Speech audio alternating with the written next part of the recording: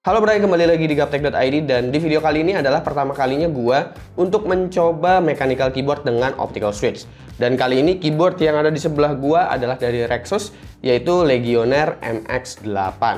Kebetulan keyboard ini ukurannya adalah TKL, padahal sebenarnya gue sih berharap dikiriminnya itu yang full size ya, karena biasanya sehari-hari itu gua memang menggunakan numlock untuk kerja karena banyak menggunakan angka kalau misalkan lagi buka Microsoft Excel. Tapi emang preferensi setiap orang itu berbeda-beda soal yang namanya peripheral, jadi nggak ada tolak ukur sebenarnya mana peripheral yang terbaik, apakah keyboard TKL atau full size, atau yang mana menurut gua nggak ada yang terbaik. Jadi balik lagi ke preferensi masing-masing. Gue juga bukan entusias peripheral, gue juga bukan anak komunitas mechanical keyboard dan lain sebagainya. Jadi mungkin pembahasan gue juga nggak yang teknis-teknis amat soal keyboard yang satu ini. Karena gue pribadi punya prinsip ya, secanggih apapun peripheral lo, kalau lu mainnya cupu ya cupu aja. Menurut gue gimana pun periferalnya, ini adalah soal seberapa cepat kita bisa beradaptasi dengan periferal yang kita gunakan. Dan menurut gue pemikiran seperti itu harusnya lebih penting ya, daripada kita harus mikirin jauh-jauh seberapa canggih gear yang kita pakai. Jadi Rexus Legionnaire MX8 seperti yang gue sebutkan di awal adalah keyboard dengan ukuran TKL. Biasanya pemain-pemain FPS lebih senang begini karena space untuk mouse mereka jadi lebih leluasa.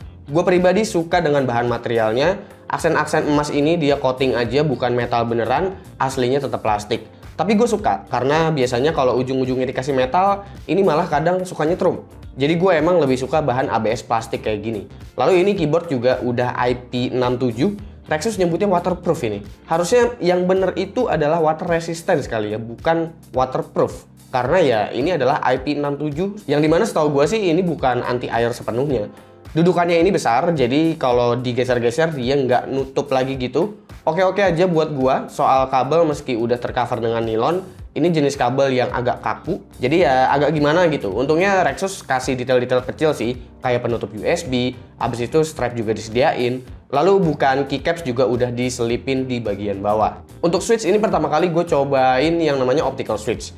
Dari yang gue baca-baca, jenis optical switch ini bisa menghasilkan respon lebih cepat. Lebih cepat di sini karena untuk optical, itu dia seperempat atau setengah kita tekan aja, itu udah menghasilkan respon. Beda dengan switch lain yang dimana biasanya mereka harus mentok sampai ke area sensornya. Cara kerja optical switch ini juga bukan cuma soal respon aja, tapi gue pribadi juga ngerasain tactile feedback yang lebih berasa. Dan gue juga harus jujur, pertama kali gue nyobain optical switch ini, justru gue malah ngerasa aneh karena responnya ini yang cepat. Jadi pas gue lagi main game atau gue lagi ngetik-ngetik itu kadang suka kesenggol dan tiba-tiba kepencet apalah gitu, karena ya jenis switchnya ini yang tadi ketekan seperempat atau ketekan setengah dia udah mulai terinput untuk sensornya. Software sendiri sangat standar ya, ini cuma pengaturan profil biasa aja dan pengaturan makro untuk di save firmware-nya biar plug and play gitu. Pengaturan RGB-nya ini udah di set by profile aja lewat shortcut, jadi nggak bisa custom yang aneh-aneh lagi. Pengaturannya basic menurut gua, dan gua pun nggak terlalu peduli ya, karena gue emang pengguna yang biasanya pakai aja gitulah kalau soal keyboard ataupun mouse. Di Instagram gue pribadi, pas waktu itu gue posting di Instagram Stories, banyak yang nyaranin gue untuk tes keyboard ini dengan game Osu. Tapi sayangnya untuk game rhythm gue kurang begitu ngerti game Osu itu seperti apa, karena memang gue nggak pernah main sama sekali. Yang gue mainin itu game rhythm itu ada Auto Jam dan juga Audition, dan game yang masih hidup itu adalah Audition.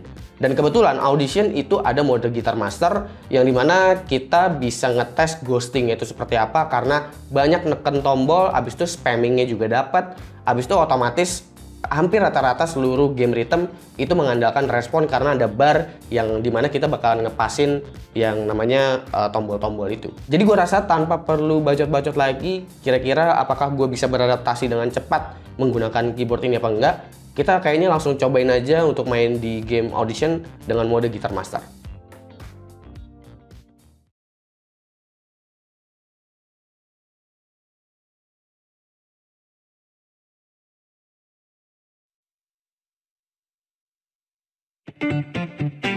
Here we go.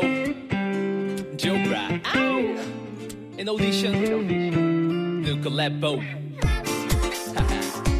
You better get ready. Because I'm ready. You ready? Yo. Feel this cool. You're ready, man. Show me. You can do.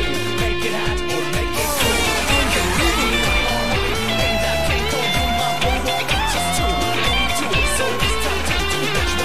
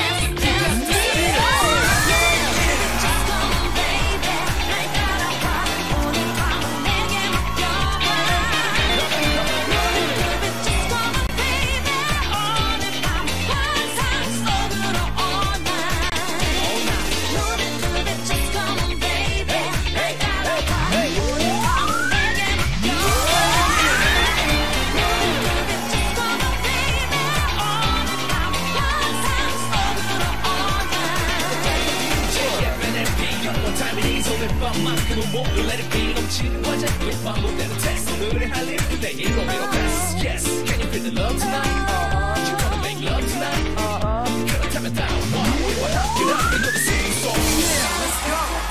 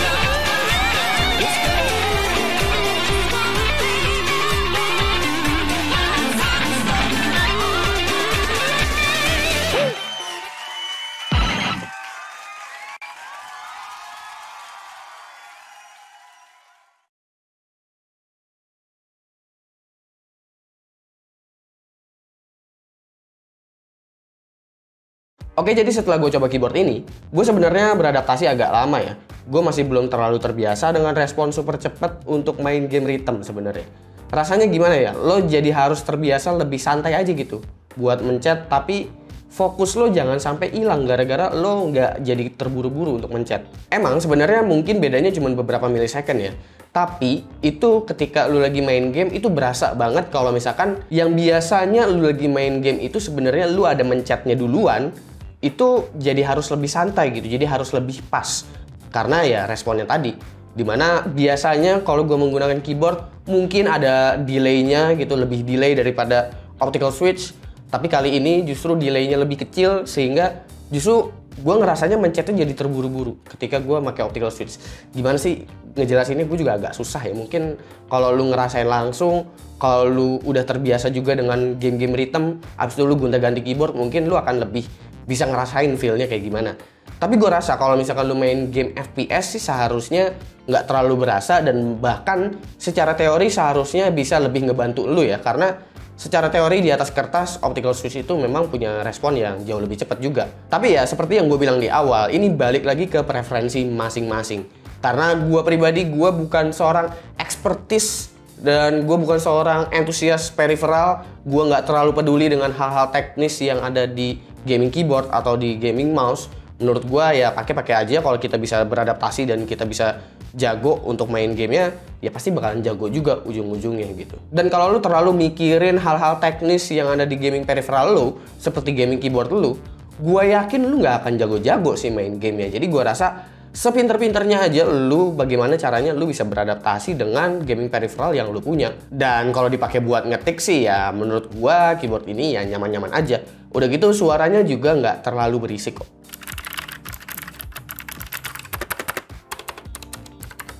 Jadi gua nggak ada masalah dengan Rexus Legionnaire MX8 ini, apalagi ini harganya masih di bawah Rp600.000 aja.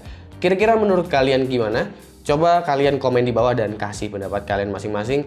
Apakah kalian setuju dengan pendapat gua bahwa ya gaming peripheral itu bukan segalanya? Mungkin untuk beberapa orang akan membantu kalau memang menggunakan gaming peripheral yang bagus, tapi balik lagi tetap ke orangnya itu sendiri. Dan kayaknya tolak ukur untuk nentuin keyboard itu bagus buat kalian atau enggak kayaknya dengan cara seberapa cepat kalian bisa beradaptasi ketika kalian lagi mainin game yang kalian suka gitu. Tapi kalau secara teoritis, secara teknis, mana yang lebih bagus, mana yang lebih jelek, gue sih nggak pernah menganggap itu ada di gaming peripheral ya. Karena kalaupun kita bicaranya umur gitu, tiba-tiba rusak, kayaknya keyboard yang mahal sekalipun ada kok yang sebulan 2 bulan tiba-tiba apes rusak gitu. Ya kalau lagi apes aja gitu. Bahkan kan keyboard yang 100 ribuan aja bisa tahan sampai bertahun-tahun. Jadi silahkan komen di bawah dan kasih pendapat kalian masing-masing. Jangan lupa like, share, dan subscribe jika video ini menarik buat kalian. Follow sosial media gue kalau lu kepo sama apa yang ada di balik layar Gaptek. Gue Subki dan seperti biasa sampai jumpa di lain kesempatan.